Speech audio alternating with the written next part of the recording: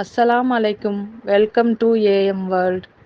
இன்னைக்கு நாம் அதிகமான நன்மைகள் மற்றும் நிறைய நலன்கள் பெறக்கூடிய ஒரு சூப்பரான அற்புதமான ஒரு ஆயத்து தான் நம்ம இன்னைக்கு பார்க்க போகிறோம்.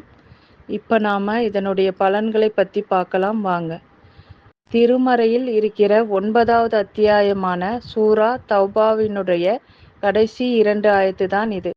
இந்த 2 வசனத்தையும் தினமும் ஓதி வர்றவங்களுக்கு இம்மை மறுமை காரியங்கள் எல்லாத்தையும் இறைவன் நல்லபடியாக அமைத்து தருவான் என்று கூறுகிறான்.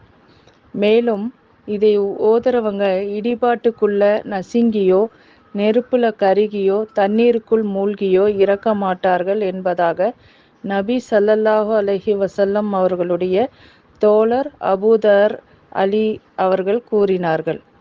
இதை தினமும் 41 தடவை ஓதி வர்றவங்க சிறையில் அகப்பட்டாலும் விடுதலை பெறுவார்கள், நோய்வாய்ப்பட்டாலும் குணமாவாங்க, மோசக்காரவங்க கிட்ட இருந்து பாதுகாப்பு கிடைக்கும். முறிந்த எலும்புக்கு மேல் கையை வைத்து வெறும் ஆயத்துகளையும் ஓதி எலும்பு ஒன்றாக சேர்ந்த வரலாறும் இருக்கு. இது மருத்துவ நூல் ஒன்றில் பதிவாகியுள்ளது. சுவனம் புக வேண்டும் என்ற ஆசை பிறகு ரசூல் ஸல்லல்லாஹு அலைஹி வஸல்லம் அவர்களை கனவில் காண வேண்டும் என்றோ நினைப்பவர்கள் இதனை தினமும் 41 முறை ஓதி வர வேண்டும்.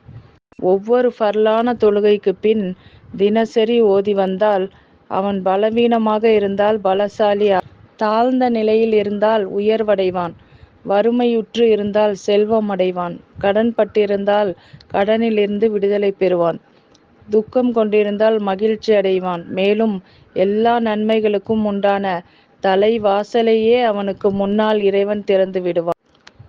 இதை நீங்க தினமும் 41 தடவை ஓதணும்.